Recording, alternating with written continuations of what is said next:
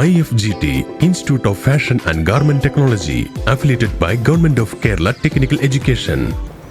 ഒരുപക്ഷേ കർണാടകയിലെ കോൺഗ്രസിന്റെ നേതാക്കന്മാർക്കും പ്രവർത്തകർക്കും മാത്രമായിരിക്കില്ല DK ശിവകുമാർ കോൺഗ്രസിന്റെ ദേശീയ നിരയിലോട്ട് കടന്നു വരാൻ ആഗ്രഹമുണ്ടായത്.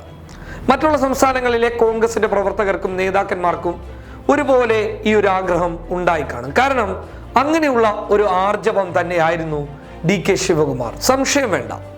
സംഘപരിവാറിന്റെ ഏറ്റവും കൂടുതൽ വേട്ടയാടലിന് ഇരയാക്കപ്പെട്ട നേതാക്കന്മാരുടെ പട്ടികയിൽ ഒന്നാം സ്ഥാനത്ത് തന്നെയായിരിക്കും DK ശിവകുമാർ ഉണ്ടാവുക. DK ശിവകുമാറിനെ കർണാടകയിലെ കോൺഗ്രസിന്റെ തലപ്പത്തേക്ക് കൊണ്ടുവരാനുള്ള നിർണായക നീക്കമാണ് ഇപ്പോൾ നടക്കുന്നുള്ളത്. ഇപ്പോൾ PCCയുടെ അധ്യക്ഷൻ എന്ന് പറയുന്നത് ദിനേശ് ഗുണ്ടറാവു ആണ്. ദിനേശ് ഗുണ്ടറാവിന് ഒരു പകരക്കാരൻ കർണാടകയിൽ ഉണ്ടാകണമെന്നുള്ള തീരുമാനം നേരത്തെ തന്നെ ഉണ്ടായതാണ്. അതില് ഏറ്റവും മുന്നോട്ട് വന്ന പേരുകൾ എന്ന് പറയുന്നത് സിദ്ധരാമയ്യയുടെയും അതുപോലെ തന്നെ DK ശിവകുമാറിന്റെയുമായിരുന്നു.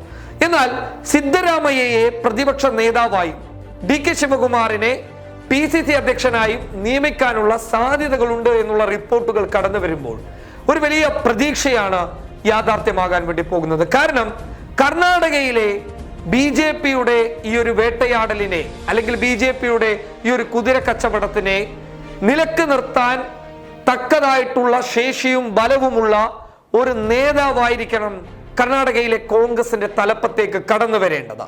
അത് DK ശിവകുമാർ മതി എന്നുള്ളതാണ് പൊതുജനങ്ങളുടെ അഭിപ്രായം. അതായത് കർണാടകയിലെ കോൺഗ്രസിന്റെ പ്രവർത്തകർ പറയുന്നത് DK വരട്ടെ എന്നുള്ളതാണ്. അതിന്റെ ഏറ്റവും വലിയ ഉദാഹരണങ്ങൾ നമ്മൾ കണ്ടതാണ്. നെഞ്ചും വിരിച്ചുകൊണ്ട് പോലീസുകാർക്ക് മുന്നിലായാലും അതുപോലെ തന്നെ BJPയുടെ ദേശീയ നേതാക്കൾക്ക് മുന്നിലായാലും തന്റെ നിലപാട് കൃത്യമായി തുറന്നു പറയാനും തന്നെ വഞ്ചിച്ചവരെ കൃത്യമായി നേരിടാനും അറിയുന്ന ഒരു രാഷ്ട്രീയ വിദഗ്ധൻ തന്നെയാണ് DK ശിവകുമാർ.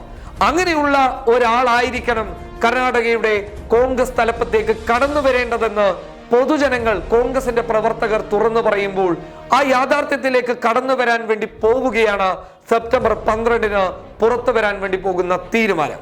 ഹൈക്കമാൻഡാണ് കാര്യങ്ങൾ തീരുമാനിക്കുന്നതെങ്കിൽ പോലും ഇത് നേരത്തെ തന്നെ തീരുമാനിച്ചു വെച്ചിട്ടുണ്ട് എന്നുള്ളതാണ് ലഭിക്കുന്ന റിപ്പോർട്ടുകൾ വ്യക്തമാകുന്നുള്ളത്. അതായത് പ്രതിപക്ഷ നേതാവായിട്ട് സിദ്ധരാമയ്യയും കോൺഗ്രസിന്റെ അധ്യക്ഷ സ്ഥാനത്ത് PCCയുടെ അധ്യക്ഷ സ്ഥാനത്ത് DK ശിവകുമാറും കടന്നു വരുമ്പോൾ കർണാടകയിൽ ഒരുപാട് മാറ്റങ്ങൾ സംഭവിക്കുമെന്ന് നമുക്ക് പ്രതീക്ഷിക്കാം.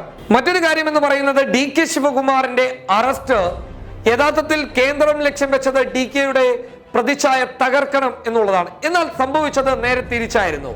അദ്ദേഹത്തിന് വലിയൊരു ജനകീയ പിന്തുണ ലഭിക്കുകയായിരുന്നു. അദ്ദേഹത്തിന്റെ സമുദായമായിട്ടുള്ള വൊക്കലിഗ സമുദായം അദ്ദേഹത്തിന് വേണ്ടിയിട്ട് രംഗത്ത് വരുന്നു. അങ്ങനെ ഉപതിരഞ്ഞെടുപ്പിൽ അടക്കം BJPക്ക് ഒരു വലിയ പരാജയ ഭീഷണി കടന്നു വരുന്ന സാഹചര്യത്തിൽ കർണാടകയിലേക്ക് ഈ അറസ്റ്റിനെ കൃത്യമായി പ്രതിരോധിച്ച് DK ശിവകുമാർ തിരിച്ചു വന്നു കഴിഞ്ഞാൽ അടുത്തത് കോൺഗ്രസിന്റെ തലവനാകാനുള്ള നീക്കമായിരിക്കും. ആ നീക്കമാണ് ഇപ്പോൾ കർണാടകയിൽ ഏറ്റവും കൂടുതൽ ചർച്ച ചെയ്യപ്പെടുന്നുള്ളത്. News desk public Kerala.